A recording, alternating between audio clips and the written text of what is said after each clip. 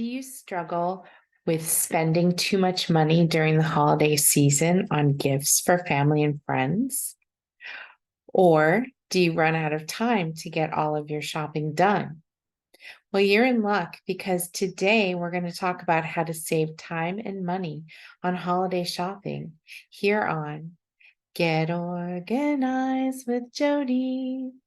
Hi, I'm Jodi Granok, a certified professional organizer with over 15 years in the field. And what a great time of year. Holidays, holiday season, holiday shopping, holiday presents. Today, we're going to talk about how you can save time and money on your holiday shopping so you have more time to enjoy the season and less bills when the season is over. So let's just jump right into it. One of the most important things you need to do before you start shopping is make a realistic budget. Nobody wants to go into debt at the beginning of a new year. So really think about this ahead of time. Make a list of all the people that you want to buy presents for and how much you can spend. And that will help you figure out how much money you can spend on gifts for each person without going over your budget. Now, one thing you can do instead of getting individual gifts for all the people on your list is to find creative ways to group your gifts. So, for example, instead of getting individual gifts for several colleagues at work, perhaps it would be more economical to bring in breakfast or lunch one day for everyone. Instead of buying individual gifts for your aunt and uncle and 3 cousins, perhaps you can get them a family gift, like a night out at the movies, complete with snacks and gift cards, of course. I'm a firm believer in personalizing gifts because when you know somebody, it can help identify the perfect gift. And when you get a personalized gift, you always feel a little more special. And personalized gifts do not have to be expensive. Perhaps you get some of your family members a gift certificate to a local cooking class. If you have a friend who's an avid knitter, perhaps you get them a trip to one of their favorite knitting stores with a gift card, or perhaps you buy them some very nice yarn in colors that you know that they enjoy. Let's talk about gift cards for a moment. It's important to personalize gift cards because you want to make sure that your money is not being wasted. There are billions of dollars every year in gift cards that never go claimed. And so the only person that's getting a gift are the stores themselves. So if you want to buy a gift card for someone, try to find out what things they enjoy. If they love shoes, you might want to get them a shoe gift card. If they like video games, perhaps a place like GameStop. You can also get a gift card that's just for Visa or MasterCard and let them pick out their own gift, but then that's not very personal. And then there's intangible gifts, which are definitely more friendly to your wallet. Perhaps instead of getting a gift for your neighbor across the street, your gift is that you offer to shovel their driveway and their sidewalk for the entire winter season. That's an amazing gift, but it's easy on your wallet. Now, a gift card can be used for yourself as a way to help protect yourself from overspending. So if you're concerned about overspending, try this trick.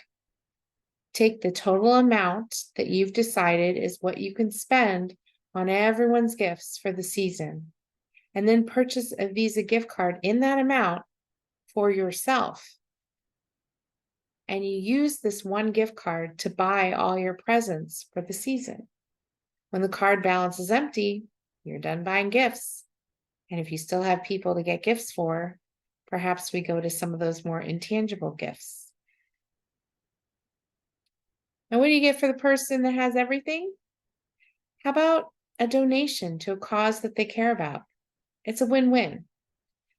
You're donating in honor of someone, they will get a letter or a card from the organization that you donated to that will say something like, in your honor, a donation has been made to this charity. It lets the person know that you care about them, that you care about their causes, that you're doing something to pay it forward. And, it's less materialistic if they really didn't need something specific as a gift. Of course, Giving Tuesday is a perfect day to think about gifts like this because Giving Tuesday is the Tuesday after Thanksgiving. So we have Thanksgiving, then we have Black Friday, the day after Thanksgiving when people go shopping in person. And this would be a few days later. Giving Tuesday is a great day to give to charities. And sometimes they offer some valuable add-ons by giving on that day. Another thing that you can do to help save time when you're doing your gift shopping is to plan your list and plan your route. So when you figure out all the gifts that you want to get, then you could figure out the stores that you need to go to get those gifts and try to group them in a way that doesn't have you driving from one side of town to the other. Perhaps on one day you're going to one side of town to 2 or 3 stores that you know are close by each other. And then a different day you might be going to a different side of town where some of the other stores are. That way you're not zigzagging all over the place and having to spend more time and money on gas. Now, of course, if you don't want to drive all over town, in addition to Black Friday and Giving Tuesday, right before Giving Tuesday is Cyber Monday. Cyber Monday is a day that people have created to do their online shopping. And just like how Black Friday has special sales on that day, Cyber Monday is very similar in that there are lots of online sales and discounts if you shop on that particular Monday. One thing I would caution against is having too many stocking stuffers. So I have a lot of clients that love to go shopping throughout the year. And when they see something on an end cap, they might say to themselves, oh, this would make a great stocking stuffer this year. And so they have a whole pile, sometimes a whole room or a whole closet full of these gifts that they call stocking stuffers. And while it's a great idea, a lot of times it's a purchase that never gets given. And so instead of having lots of great gifts to give, they forget that they have these and they don't give the gifts away. So you spent the money, but you still didn't give anyone a gift. So you end up spending more money buying another gift. And this is true not only for stocking stuffers, but for people that like to buy a lot of wrapping paper and bows and ribbons. So my advice is to set a boundary limit and make sure that you check your supply before you go and get more. So a boundary limit, an example of a boundary limit, would be having a tote like this picture here on the right, where you can say, I'm only going to keep enough ribbons and gift bags and wrapping paper and stocking stuffers that fit in this tote. I really don't need more than that.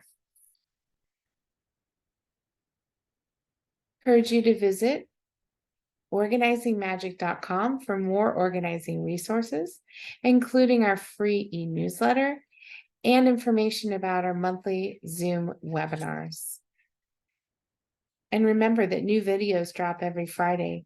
So be in the know and click like and subscribe before you go so you never miss a single video. I'll see you next time.